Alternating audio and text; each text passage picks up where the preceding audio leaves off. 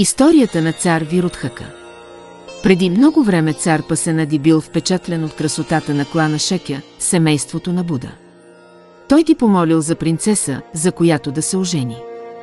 Кланът Шекя обаче не искал да му даде истинска принцеса, затова те изпратили красива прислужница, маскирана като принцеса. Тази прислужница му родила син на име Вирудхака. Когато Вирудхака пораснал, той от време на време посещавал клана Шекя. Един ден той чул как зад гърба му го наричат син на Рубиня. Объркан и ядосан, той се осведомил и научил истината за майка си.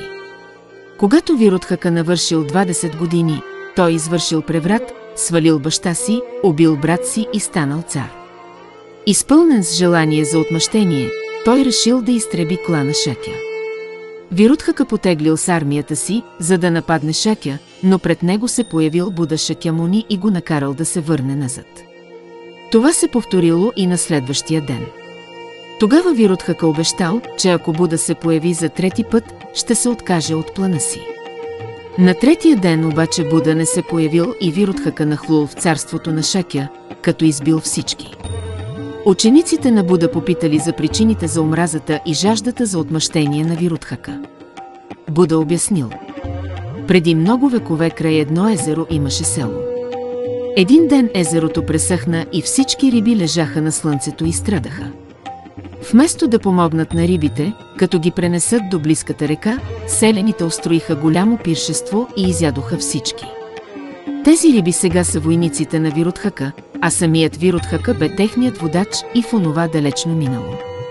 Селяните пък сега станаха членове на клана Шекя. Ето защо Вирудхака и неговите войници изпитваха такава омраза към тях и ги избиха всички.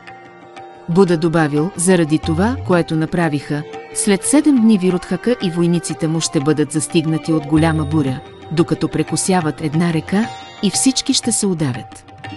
Тази история ни учи, че законът на карма е истински. Ако убием много живи същества, собственият ни живот може да бъде съкратен. Трябва да сме много внимателни в действията си. Буда препоръчва да бъдем вегетарианци.